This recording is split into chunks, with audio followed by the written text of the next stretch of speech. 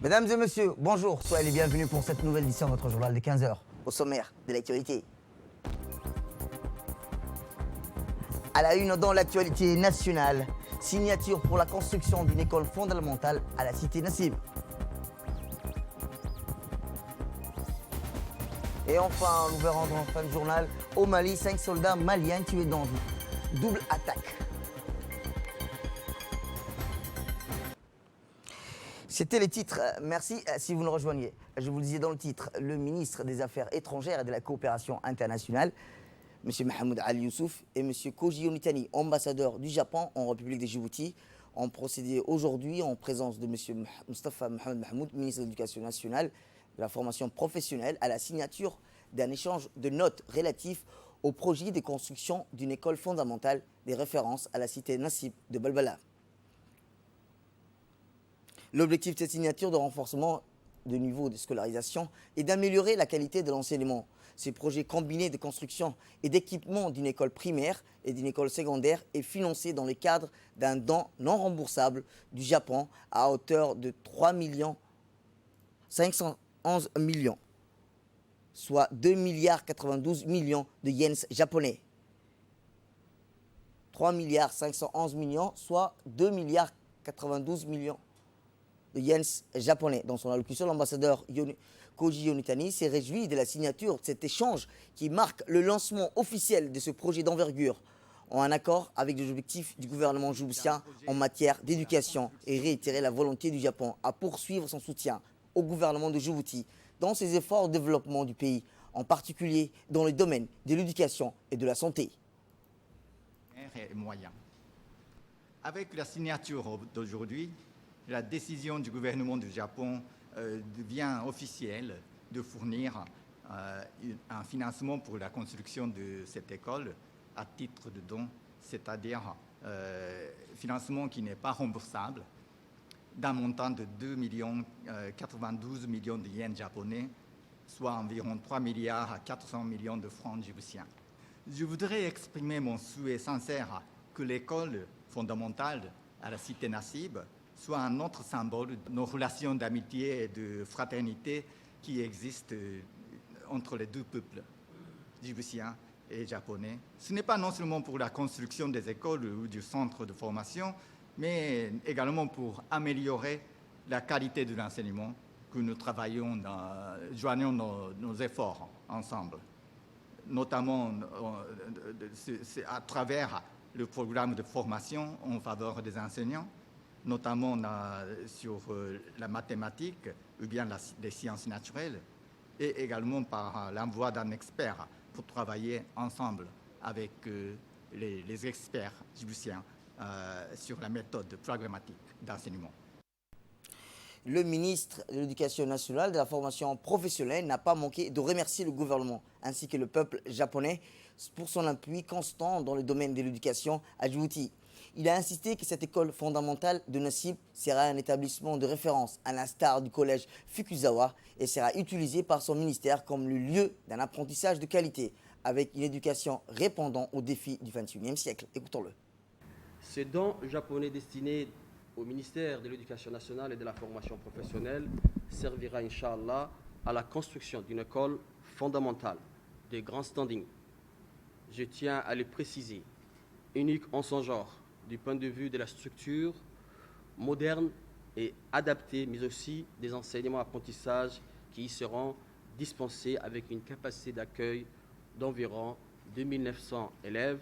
Ce futur établissement, implanté dans la ville naissante de Nassib, mitoyen à la cité de 1000 logements, construit donc par la fondation IOG du nom du chef de l'État, son Excellence M. Ismaël Omar Guelleh, contribuera énormément à la politique ambitieuse du gouvernement visant à scolariser, Inch'Allah, d'ici 2024, l'ensemble des enfants vivant sur le sol djiboutien.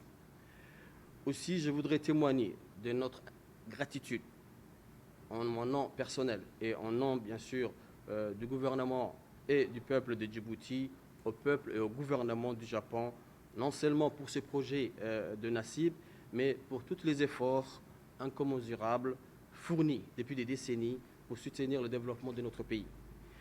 Je pense notamment, Monsieur l'ambassadeur, au collège de Fukuzawa, au collège de la Palmarais, de Doglé, aux écoles primaires dans les chefs-lieux des régions, mais également à l'école de base des PK12, qui ont absorbé des dizaines de milliers d'enfants et pour lesquels les Djiboutiens se souviendront toujours de votre pays.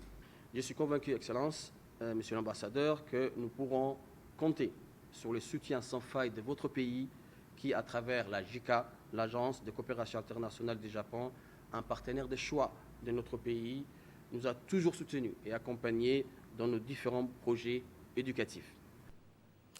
Eh bien, dans son intervention, le chef de la diplomatie djiboutienne a d'abord rappelé les contours du projet ainsi que son objectif, avant d'exprimer au nom du peuple et du gouvernement djiboutien ses sincères remerciements au peuple et au gouvernement de son côté du Japon pour ce projet de taille et la parfaite illustration des excellentes relations d'amitié et de coopération entretenues entre le Japon et la République de Djibouti. D'ailleurs, la signature de cet échange de notes intervient 2 semaines après celui du don d'équipements médicaux au ministère de la Santé par le gouvernement du Japon. Un don de près de 900 millions de francs djibouti. Je profite de l'occasion qui m'est offerte ce matin pour exprimer à nouveau les remerciements du gouvernement et du peuple djiboutien à l'endroit du gouvernement et du peuple japonais. Par ailleurs, la réalisation des projets financés par le Japon s'est poursuivie malgré la période difficile de la pandémie. C'est le signe et l'illustration d'une coopération dynamique et orientée vers le développement humain. Monsieur l'ambassadeur, je profite également de l'opportunité qui m'est offerte ce matin pour vous remercier personnellement pour votre sens des responsabilités et votre engagement à la réalisation des objectifs de la coopération bilatérale. Durant ces 3 dernières années de votre présence à Djibouti en tant qu'ambassadeur du Japon, vous avez fait œuvre utile. Vous avez engagé de nombreux projets de développement et vous avez accompagné le processus de finalisation de ces projets avec beaucoup de rigueur et d'attention. Merci encore une fois à vous-même, ainsi qu'à l'équipe de la JICA et à tous vos collaborateurs à l'ambassade qui ont contribué à cette œuvre utile. Santé à présent. Le service de la chirurgie viscérale de l'hôpital Pelletier a réalisé une prouesse jeudi dernier en utilisant pour la première fois la technique dite Hallrar Doppler. En effet, l'équipe du Dr Suleiman Nour Aye vient de réaliser avec succès une délicate intervention de chirurgie hémorroïdique grâce à cette innovante technique spécialisée dans ce domaine. L'équipe du Dr Suleiman est la première en Afrique subsaharienne à pratiquer la chirurgie des hémorroïdes. On a eu recours à cette technique Hallrar Doppler. Rappelons que cette nouvelle technique employée pour les traitements des hémorroïdes constitue une avancée notable en termes de qualité, de précision en chirurgie viscérale qui réduit énormément le délai de guérison des patients. Cette nouvelle technique effectue plutôt par une procédé moderne de chirurgie mini-invasive de réalisable en ambulatoire qui présente très peu de complications, beaucoup de douleurs. Elle permet ainsi aux patients de traiter et de reprendre rapidement leur activité normale. waxaa kan ugu yimiday Dr Suleiman Nour Aye oo si fiican ii soo dhaweeyey dadka si fiican u dhageysta. Le docteur Suleiman Nour Aye a expliqué l'apport thérapeutique de cette nouvelle technique qui est utilisée, le Doppler, dans le traitement des hémorroïdes. Ce qu'il faut d'abord savoir, c'est que les hémorroïdes, ce sont des formations vasculaires physiologiques du canal anal, c'est-à-dire qu'elles sont présentes chez tout le monde. Elles ne deviennent pathologiques que lorsqu'elles deviennent symptomatiques. Là, on parle de maladie hémorroïdaire et la prise en charge, elle est assez codifiée. Il y a un traitement médical, un traitement instrumental et un traitement chirurgical. Pour ce qui nous concerne, le traitement chirurgical était jusqu'à présent, le gold standard, c'était ce qu'on appelait la technique de Milligan-Morgan, qui a été créée en 1937. Et cette technique, elle est efficace dans le sens où elle permet d'éviter la récidive de la maladie, mais elle était très délabrante parce qu'elle entraînait des complications multiples, des soins post-opératoires importants, et elle avait une grande morbidité associée à une douleur post-opératoire qui était assez difficile à tolérer. La nouveauté avec cette technique, dite de Allrar-Doppler, c'est une technique qui permet de procéder à la ligature des pédicules hémorroïdaires en niveau intracanalaire, et il n'y a ni soins post-opératoires parce qu'il n'y a pas de plaie, il n'y a pas de douleur ou moins de douleur que la technique de Milligan-Morgan, et il y a moins de morbidité parce qu'il n'y a pas de séquelles dans le sens d'une fibrose ou qui entraînerait une cynose anale. Et la chance que nous avons, c'est que cette technique, c'est la première fois qu'elle est faite en Afrique subsaharienne, et c'est la première fois également dans notre service. La chance que nous avons eue, et ce qui a joué en notre faveur, c'est surtout grâce à la coopération de nos décideurs et responsables hiérarchiques, à commencer par le ministre de la Santé, Son Excellence Mohamed Warsameh, que nous remercions, et à travers lui, le directeur général de la CAM, Dr Ahmed Hussein, qui a accepté rapidement de nous fournir ce type de matériel. Nous profitons également de cette occasion pour remercier aussi le directeur technique de l'hôpital général Pelletier pour son implication dans l'amélioration de la qualité des soins à l'hôpital général Pelletier. Quant au directeur technique de l'hôpital Pelletier, Dr Sirid, a rappelé que l'introduction de cette nouvelle technique marque une avancée remarquable dans la prise en charge chirurgicale qui est possible grâce à la politique d'amélioration des plateaux techniques couplée avec le renforcement des compétences de nos spécialistes, a-t-il rappelé, et de nos chirurgiens. Autre actualité nationale, la République de Djibouti a offert un important lot de matériel et consommables de dialyse au profit de la Somaliland voisine. En effet, le directeur du central d'achat des médicaments et des matériels essentiels, Dr Ahmed Hussein Miguel, a donc procédé à la remise de cette donation hautement bénéfique en présence du représentant de la Somaliland à Djibouti, M. Abdi Fattah Saïd Ahmed. Cette don de matériel et consommables de dialyse a pour objectif de renforcer considérablement les capacités d'accueil et de rehausser la qualité des prestations dans les services néphrologiques des hôpitaux somalilandais. Par ce geste de générosité, la République de Djibouti a tenu à exprimer sa fraternité et sa solidarité envers le peuple somalilandais dans le cadre de la politique avant-gardiste du président de la République, son Excellence Ismaël Omar Guelleh, en faveur de l'intégration régionale dans tous ses aspects. De son côté, le représentant de la Somaliland à Djibouti a également exprimé toute la gratitude et la reconnaissance du peuple djiboutien pour cet acte de solidarité.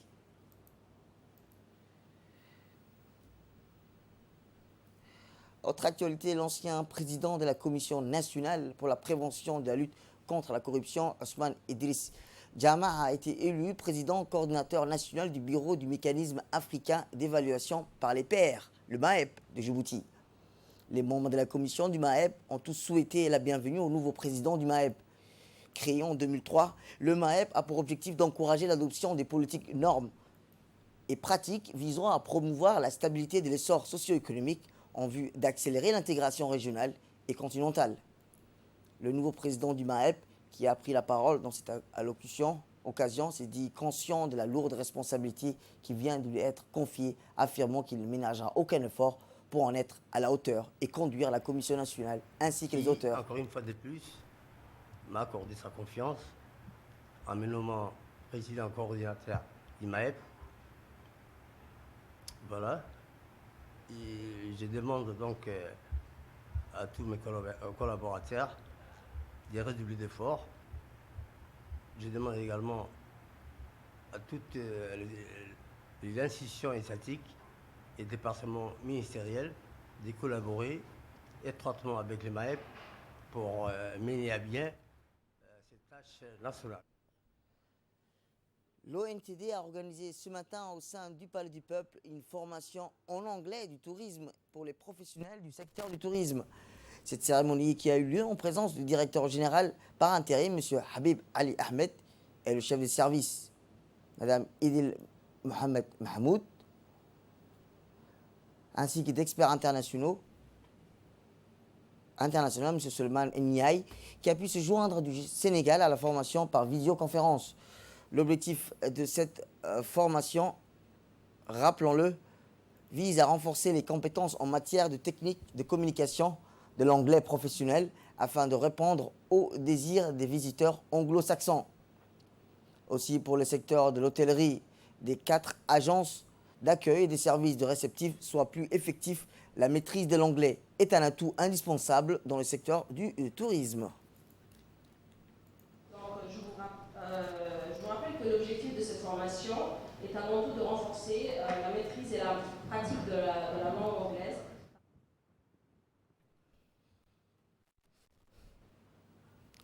Un atelier de renforcement des capacités pour les cadres de l'ANPH afin de lutter contre les violences et les discriminations a été organisé hier par le FUNIAP dans la salle de réunion du l'UNFD.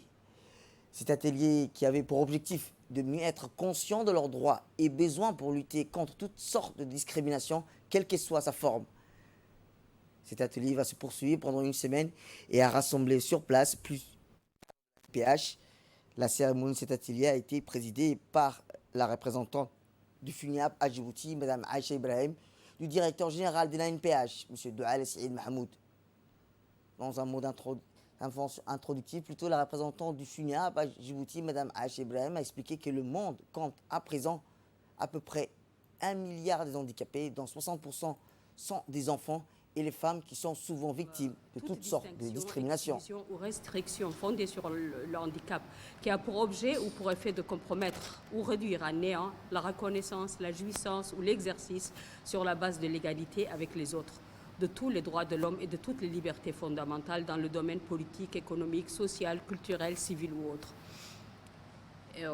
On peut dire du reste que les personnes en situation de handicap peuvent être victimes d'autres formes de discrimination. Et là, c'est ce qui vraiment nous intéresse, d'un ou de plusieurs facteurs qui se recoupent, notamment le genre, l'âge et le statut économique. Le Fonds des Nations Unies pour la population, ou le FUNIAP, comme on le dit communément, est un organisme donc des Nations Unies dont la mission est de réaliser un monde où chaque grossesse est désirée, chaque accouchement est sans danger et le potentiel de chaque jeune est accompli. Donc, dans le cadre de cette mission, le travail de l'UNFPA sur le handicap est axé sur l'autonomisation des femmes, des adolescents et des jeunes personnes. Pour sa part, le directeur général de l'ANPH, M. Doual Saïd Mahmoud, a remercié la représentante du FUNIAP pour ce type d'atelier de formation en faveur de ces personnels qui pourront faire face aux défis afin de mieux protéger les droits de leurs semblables tout en respectant évidemment l'autrui. Et à l'instar des autres régions du pays, les élèves de première et de terminale du lycée général et ceux du lycée technique, des établissements et de l'enseignement secondaire de la région de Dikil, la région de l'Unité, ont repris les cours hier pour pouvoir bénéficier d'un soutien et d'un accompagnement approfondi avant le rendez-vous final de l'examen du bac, session 2019-2020, qui est énormément perturbé par cette année, par cette pandémie du Covid-19, faut-il le rappeler. Il faudrait signaler que l'année 2019-2020 est une année inédite, car le MENFOP a pris le pari de mettre en place des séries d'activités variées pour accompagner différemment les élèves passant le bac. Par ailleurs, il a été mis en place des mesures barrières exceptionnelles pour que les élèves puissent travailler en toute sécurité, à savoir le lavage des mains, la distanciation sociale, des élèves dans les salles de cours, le port des masques obligatoires offerts par le MENFOP.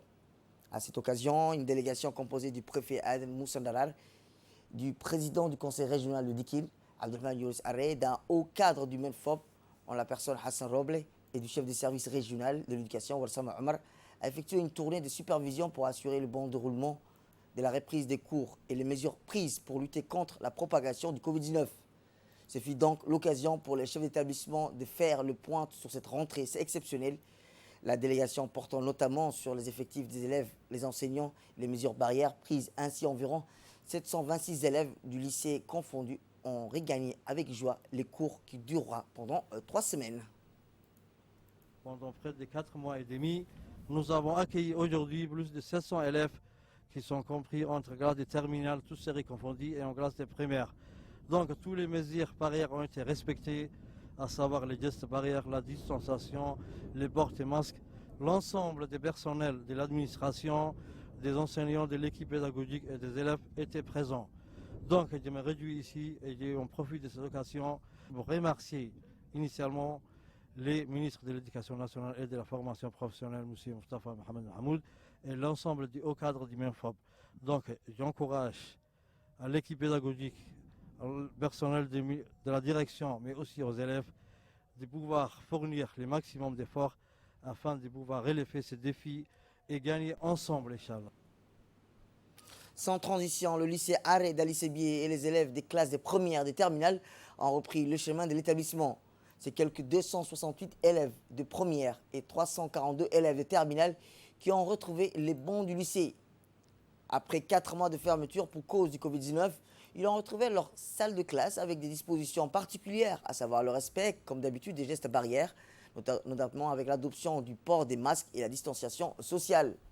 À cette occasion, le préfet de la région, Moussa Adam Migni, le président et l'instance régionale de la décentralisation, Omar Ahmed Ouaïs, conduit par l'inspecteur du directeur régional du ministère de l'Éducation nationale et de la formation professionnelle, Ahmed Hamoud Ibrahim, se sont rendus dans cet établissement pour une visite de supervision. Alors arrivés au portail de lieu, les officiels ont été accueillis par le proviseur du lycée qui leur a souhaité la bienvenue dans son établissement. Quelques instants après, ces derniers les ont introduits dans des classes de première, de terminale. Les responsables de la région et les inspecteurs d'Ali Sebier ont tous exhorté les lycéens de profiter au maximum de 3 semaines de renforcement des apprentissages dans l'optique de bien préparer l'examen du baccalauréat avant la sortie de chaque classe. Les visiteurs de marque ont souhaité plutôt bonne chance et bon courage aux futurs lauréats du bac. Direction Tadjoura où, comme l'instar des autres régions de la capitale de notre pays, la reprise des cours par les élèves des classes de première, de terminale a eu lieu dimanche. Les 2 lycées de la région de Tadjoura. Une délégation conduite par le préfet adjoint Habib Djilani et du président du conseil régional Omar Hussein est composée du chef des services régionaux de l'équipe d'encadrement pédagogique qui s'est rendue successivement au lycée d'enseignement général et au lycée technique de Tadjoura en vue de superviser le bon déroulement de la reprise des cours des élèves des classes de première et de terminale de la région de Tadjoura. Les responsables des établissements ont pris toutes les dispositions nécessaires pour faire respecter les gestes barrières préconisés par le ministère de la Santé afin d'éviter tout risque de contamination dans l'enceinte des établissements.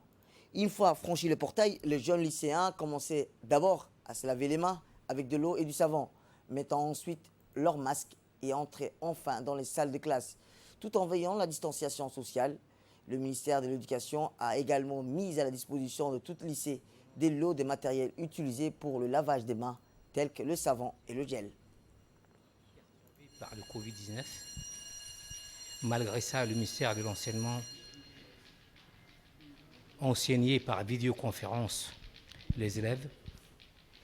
Et aujourd'hui, 3 semaines intensives leur sera prodiguées dans chaque matière pour leur permettre de passer le bac. Et nous avons pu constater aussi que les mesures de barrière étaient respectées. Nous pouvons remercier le ministère de l'Enseignement et l'inspecteur de Tadjoura et les professeurs qui nous ont promis qu'ils vont faire tout pendant ces 3 semaines pour que les enfants de lycée et de lycée technique réussissent leurs examens.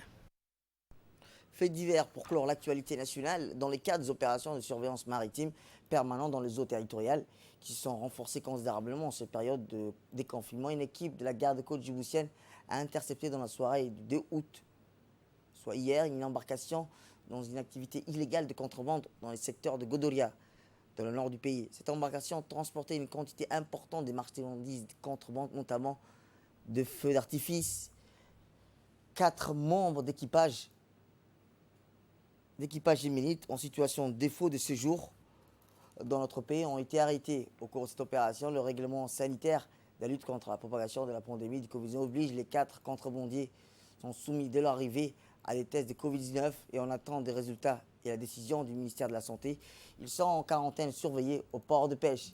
La garde-côte poursuit sans relâche ses efforts visant à mettre un terme aux activités de ces contrebandiers qui visent à anéantir l'économie nationale. L'enquête a été confiée à la brigade de recherche d'investigation des affaires judiciaires de la garde-côte. Et en attente de décision judiciaire, l'embarcation sera saisie, immobilisée au port de pêche, tandis que les 4 individus seront traduits devant la justice.